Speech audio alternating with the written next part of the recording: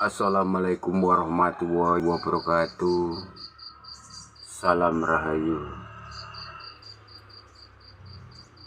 Allahumma sholli wa sallim wa barik ala Sayyidina Muhammad wa ala alihi wa sahbihi wa salama. A'udzu billahi minasy syaithanir rajim. Bismillahirrahmanirrahim. Innahu ala raj'i laqadir. Sesungguhnya Allah kuasa mengembalikan. Sesungguhnya Allah kuasa menghidupkan.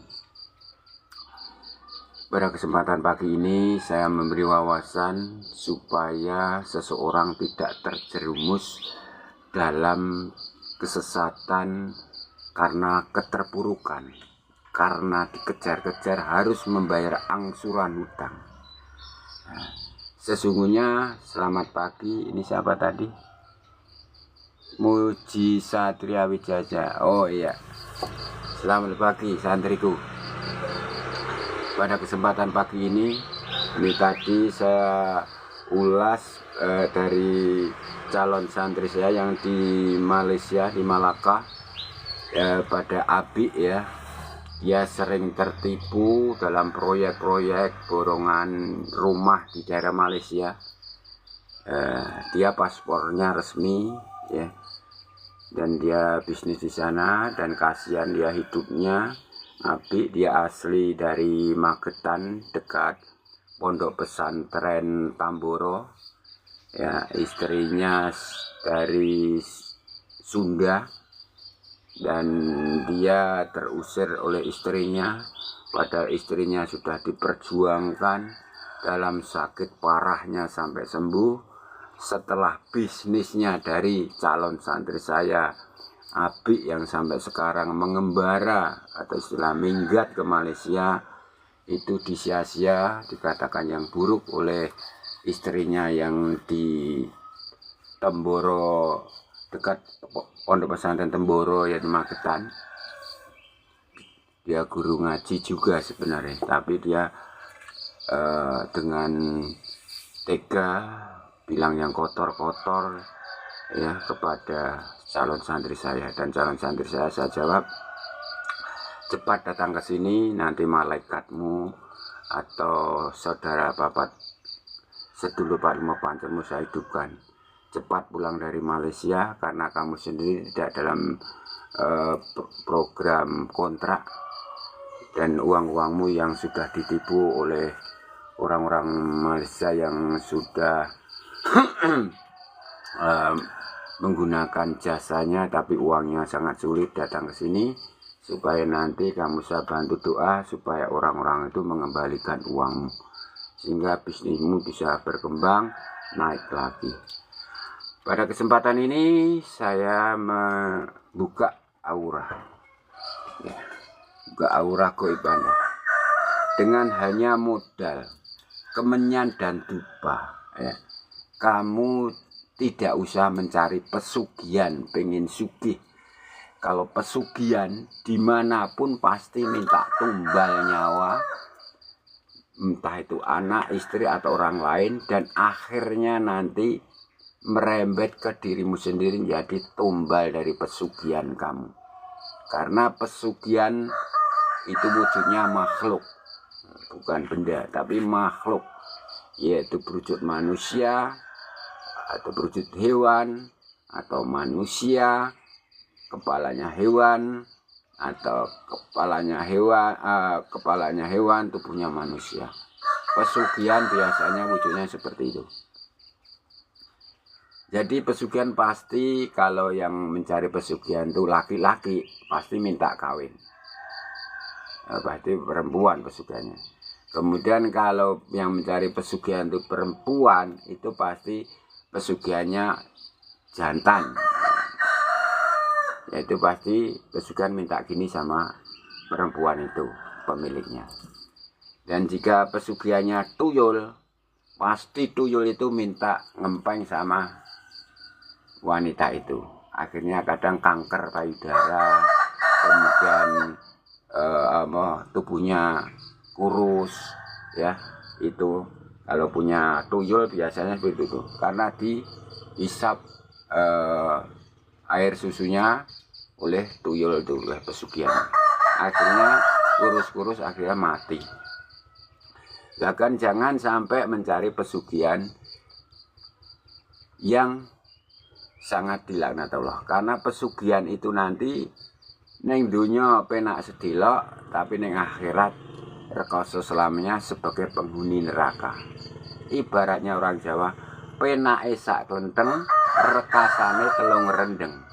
Ya, sak klenteng penakmu nang dunia delok, ning telung rendeng lama sekali, bahkan selamanya di neraka. Ya. Bahkan ada yang kemarin pasien itu punya pesugihan sugeng blegedu, datang waktu saya di Solo itu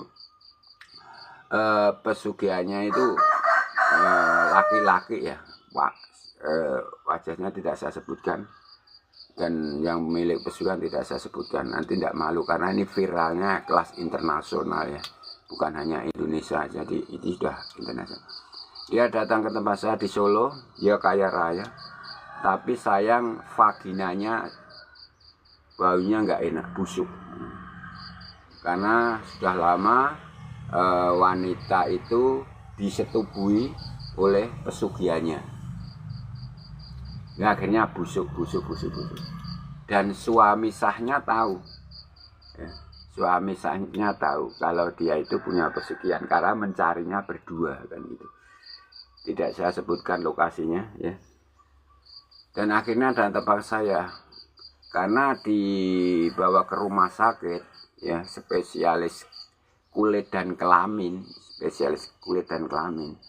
itu udah diobati apapun tidak bisa ya, sudah lama itu terapi pengobatan, terapi pijat dan sebagainya, saraf-saraf dipijat supaya vaginanya itu sembuh dari kebusukan ini. Karena apa? Ini karena kena perjanjian. Dia setubuh kan perjanjian. Dan suaminya tahu tentang kamar khusus itu, tidak boleh dibuka siapa saja. Dan suaminya setiap ingin setubuh dengan istrinya juga boleh, tapi nggak mau. Karena tahu hal seperti itu. Walaupun pertama kali disetubuhi oleh setan jin iblis itu, ya, setan jin iblis itu, suaminya tahu. Baunya anyir kalau didekati vaginanya ini. Suaminya perang batin walaupun uang itu datang terus. Perang batin kan namanya pria itu kan normal kan, ingin minta begini kan, sebagai suami istri sah. Ini semua perbuatan sudah melanggar agama ya, agama manapun. Ini saya kisah nyatakan. Karena istrinya kasihan melihat suaminya minta begini, akhirnya istrinya merelakan untuk jajan. Jadi kalau memiliki istri tidak boleh. Jadi dia selalu berzina dengan wanita-wanita nakal atau WTS di hotel-hotel kencan dan sebagainya. Dia uangnya banyak, jadi bisa membeli wanita cantik sebentuk apapun modelnya. Ya.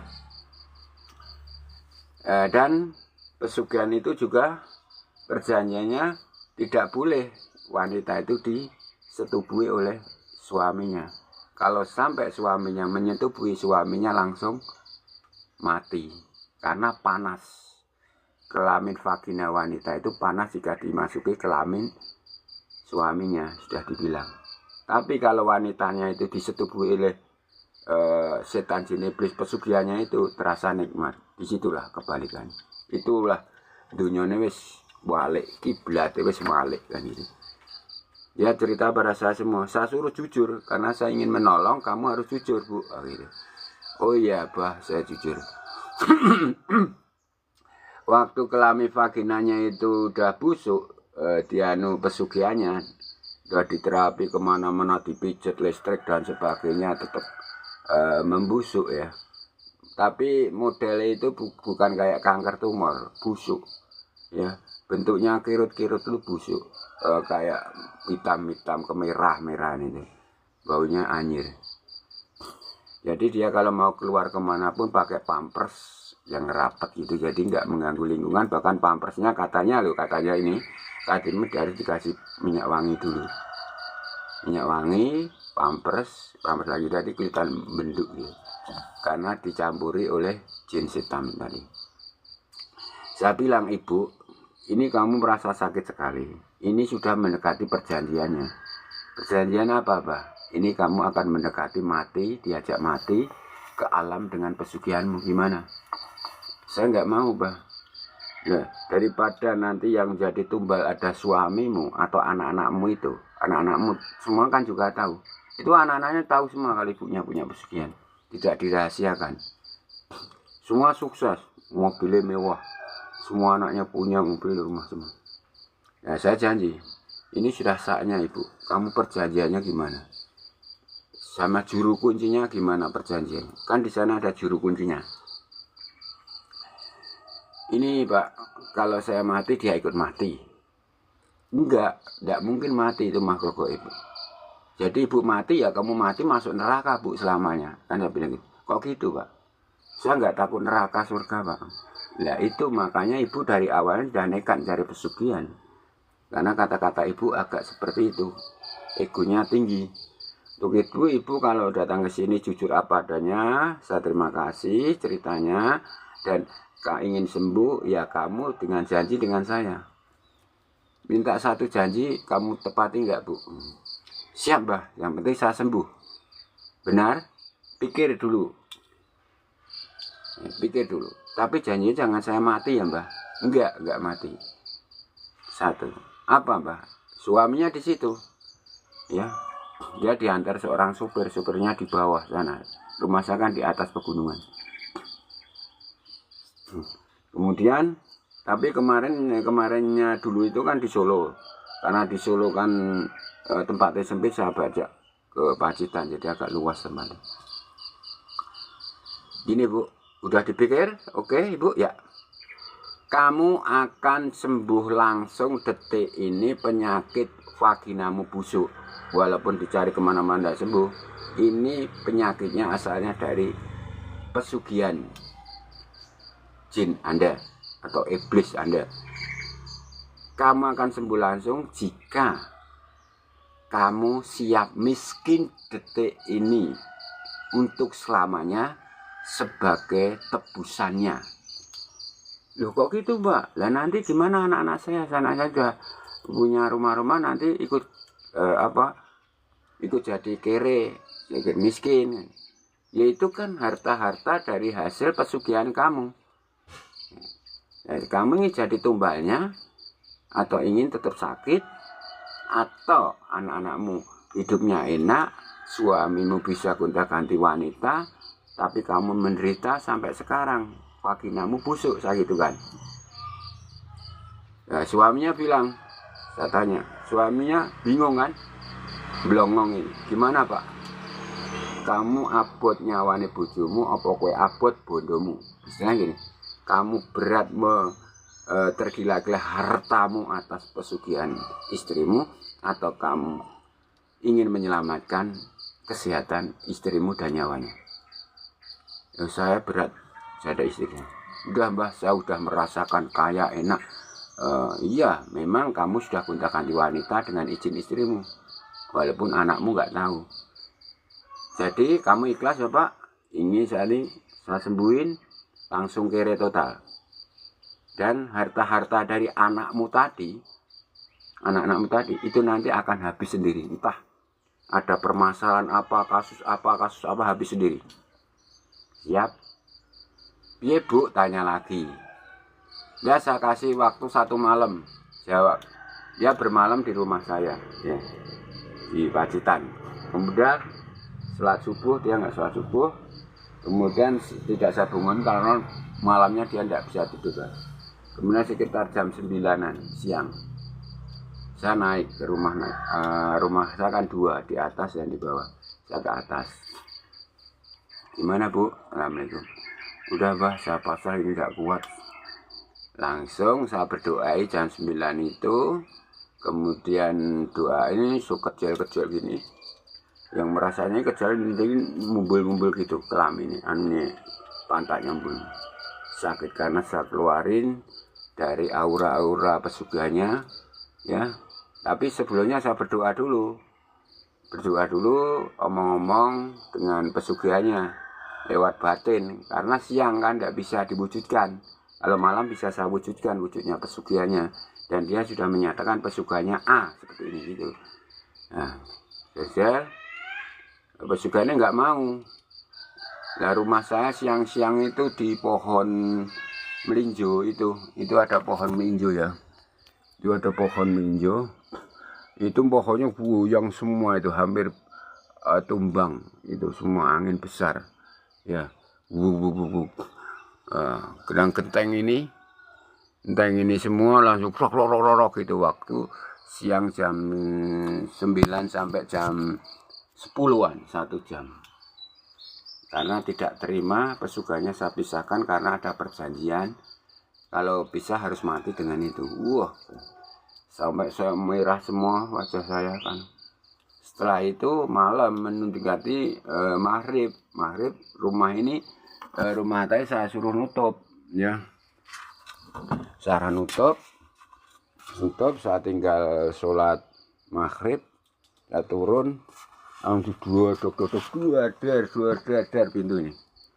Dar ini kayak bekas ditendang ini ya. Dua dar gitu. Tapi sudah tak pesan tamu yang punya pesugihan tadi diam aja di dalam ya, daripada tidak ada barang. Sampai tetangga di nggak dengar untungnya. Setelah itu malam jam 7 saya sholat di rumah atas, nggak di masjid. Kemudian saya berdoa, saya tadarus Al-Quran. Wanita itu saya tali dulu, saya tali dengan bantuan suaminya. Jadi saya ngambil tali ini, saya pakai tali ini gimana? Tak tali pakai ini, tak tali dulunya itu, saya tali di sini, roncal. Saya waktu tadarus Al-Quran, karena saya takutnya nanti ngamuk wanita itu yang pesugihan karena perjanjian tuh kuntal semua. Saya tali, plek, diam, pingsan, kayak orang mati itu. Nah, tapi sininya bau sekali. Saya sampai pakai masker berdoa baca kitab suci Al-Quran, tadarus. Tapi saya awali yaitu tawasul, manggil malaikat-malaikat Allah, nabi-nabi Allah, khalifah Allah, pendekar Allah kan, khalifah Allah itu Abu Bakar radhiyallahu anhu, Khalifah Ali radhiyallahu, Utsman radhiyallahu, Umar. Semua kekuatan khalifah saya panggil, wali-wali, pemuda-pemuda semua, karena melawan pesugihan itu ingin mengajak mati.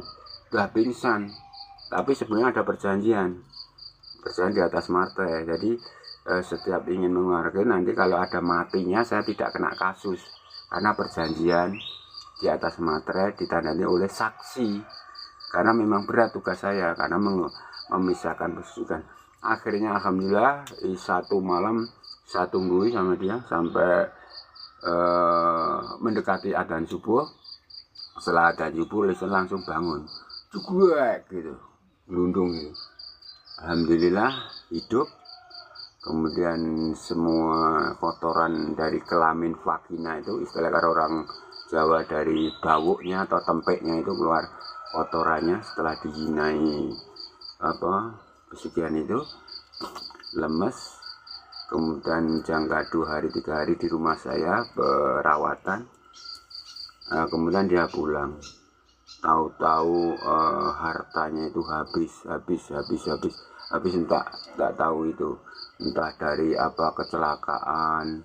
Walaupun dia masih hidup, kecelakaan, masuk rumah sakit, kemudian sakit disembuhkan habis ini. Padahal ya itu sakitnya kalau di dokter tidak ada penyakitnya, dicek tidak ada penyakitnya kan itu. Tapi habis sana obat. Anaknya juga begitu, kecelakaan dan sebagainya itu kisahnya. Untuk itu sesuai judul dari Kodam Goemu itu sesungguhnya pesugihan tanpa risiko, tanpa tumbal. Tapi kalau kamu cari pesugihan itu pasti ada resiko dan tumbalnya. Jadi intinya jangan sekali-kali kerjasama atau berjamaah dengan pesugihan. Karena pesugihan pasti wujudnya jin, iblis, setan. Dan wujud pesugihan pasti manusia, entahlah pria atau wanita, atau manusia, tubuh manusia kepala hewan, atau kepala manusia tubuhnya hewan. Itu pasti seperti itu. Jangan mencari pesugihan tuyul atau babi mepet, selamat dan sebagainya. Itu akan dilaknat Allah, selamanya menjadi penghuni neraka. Tapi gunakanlah kodam goibmu sedulur papat limo pancer ya, sebagai pesugihanmu. Yang dikatakan pesugihan putih tanpa tumbal, tanpa resiko, yaitu saudara kembarmu sendiri, yaitu sedulur papat limo pancer. Diwujudkan dulu wujudnya persis kamu melihat nanti putih bersih, kemudian warna merah pentong-pentong, kemudian nanti hari-hari yang kedua adalah warna putih pucat, yang keempat warna merah ya. Bisa juga kamu menggunakan isi benda pusaka seperti ini sebagai kodam, sebagai pesugihanmu. Itu tidak ada resikonya. Atau pusaka, atau tombak, atau benda-benda yang kamu miliki, itu bisa digunakan untuk pesugihan.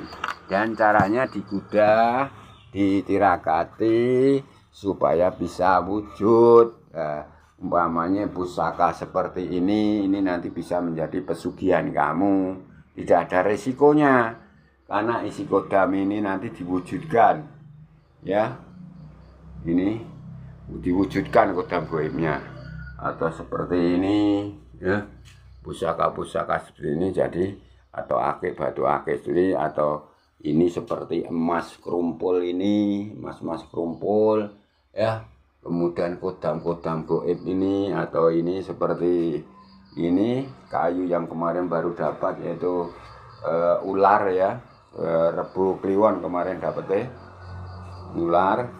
Itu bisa menjadi pesugihan kamu dengan cara tirakati, dibakarkan dupa 7 tujuan atau pitulungan, bakar kemenyan 3, menyannya 3 juga, menyannya boleh, menyan madu dan sebagainya, dan bakar lilin 3, lakukan setiap malam sejumlah 40 hari. Ainul hakul yakin kodamu bisa disuruh mencari rezeki, dan rezekinya itu bukan uang goib.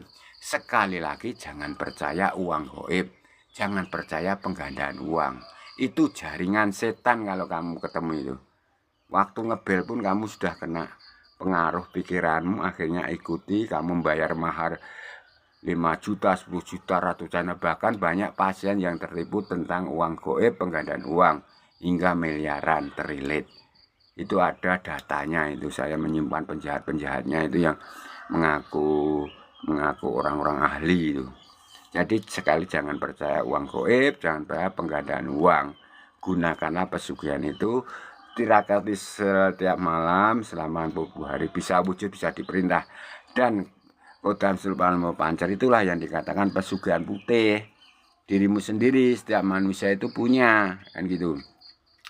Dan itu mencarikan rezeki itu bukan uang goib, mencarikan kamu kerja apapun akan seseorang yang kaya raya bisa kerjasama, kemudian ada bisnismu apa, ada yang kerjasama, dan akhirnya kamu sukses. Disitulah yang dikatakan pesugihan tanpa tumbal, tanpa risiko. Atas ikhtiarmu kerjasama dengan kodam goibmu supaya mau pancer, datang ke sini saya wujudkan. Saya lebih jelas ya. Salam rahayu, waalaikumsalam warahmatullahi wabarakatuh.